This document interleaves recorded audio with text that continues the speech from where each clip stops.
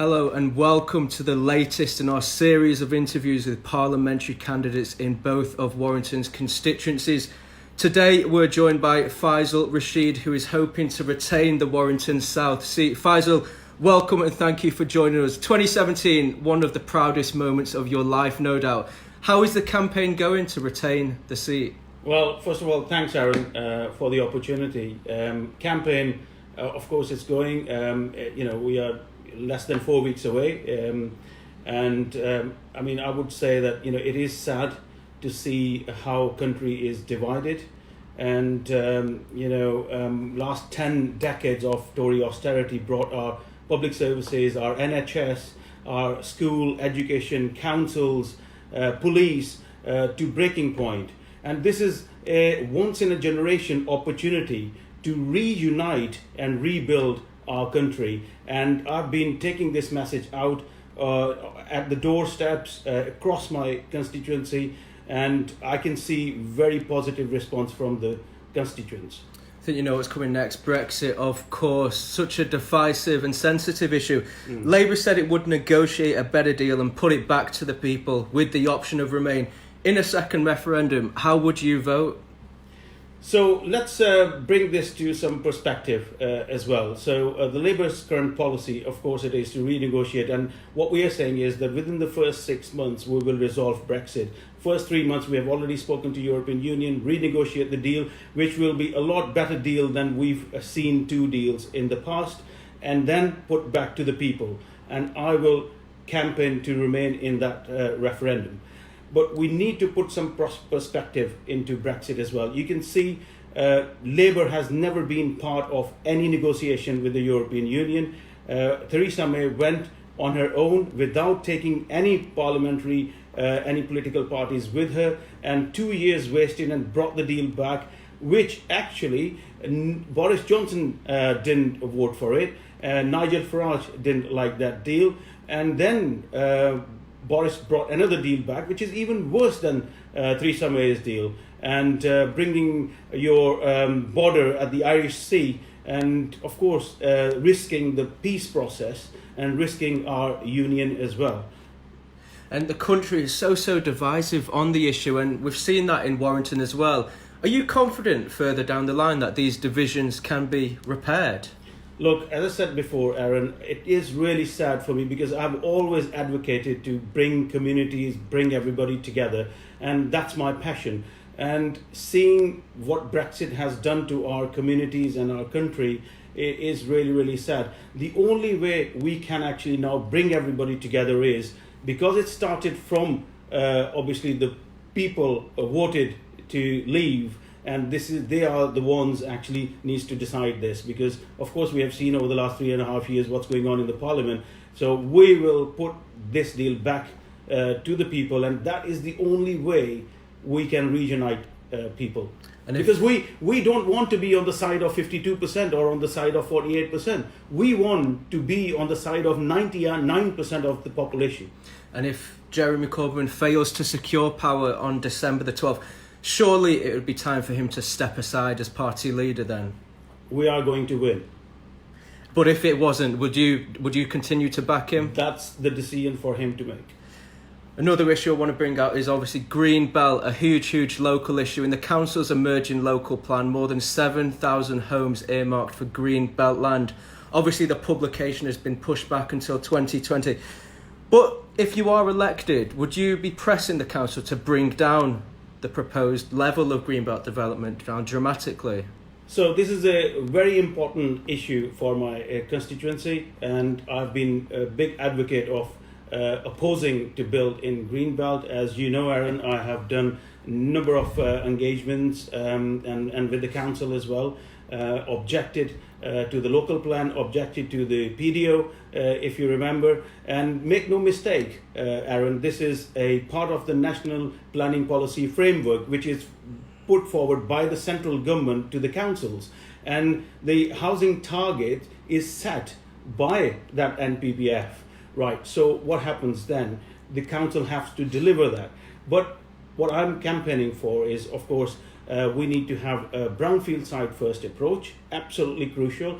I have supported town centre living because we need to regenerate the whole town centre, which is happening at the moment. And I've at every opportunity, whether it's the council or wherever I'm going, and I'm saying this, that we must encourage town centre living because we need to regenerate the town centre and we must save our green belt, and that will continue categorically. I've said that before and it's all in the public domain, and I say it again. And what I'm looking for is now the Labour government. It's a great opportunity to have a Labour government and revisit this NPPF and then bring that down all the numbers and how the methodology work as well, and then promote brownfield site first. We have to be really careful and intelligent how we can actually bring the brownfield sites up to the level where we can actually build, including the Fiddler's Ferry. Another huge issue for the town, the Western Link, of course. Massive news earlier this year when the government in principle approved funding for part of that scheme. Obviously the Western Link, along with Port Warrington, would see huge chunks of green belt and green spaces in Warrington ripped up.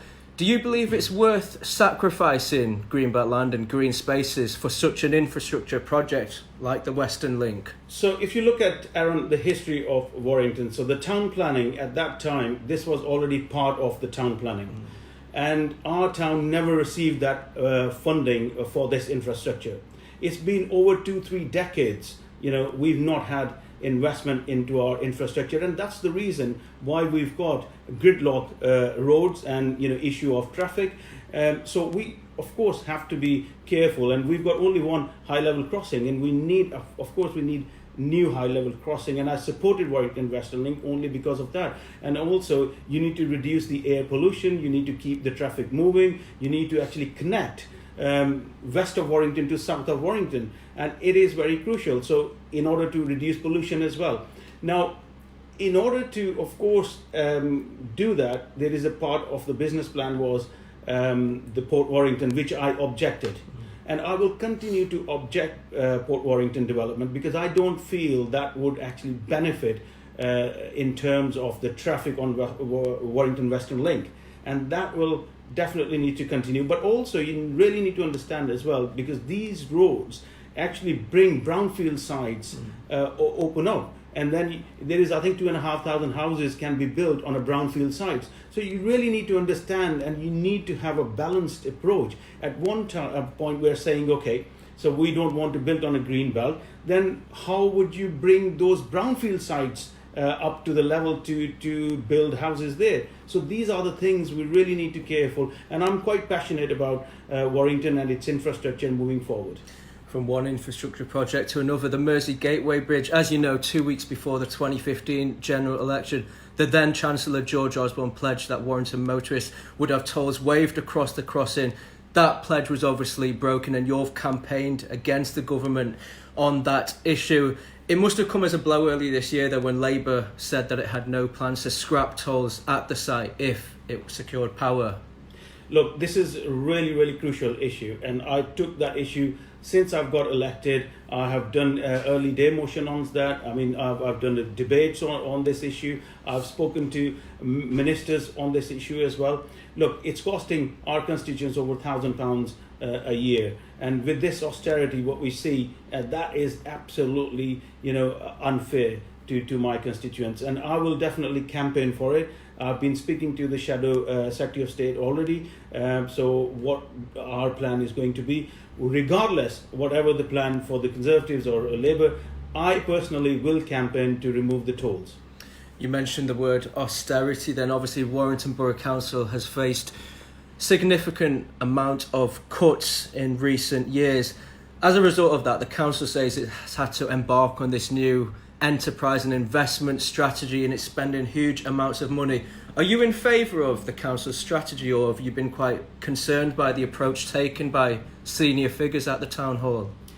Okay, so you've got to look at these things in a perspective. There are over 120 billion pounds of funding cut from the central government to Warrington Borough Council.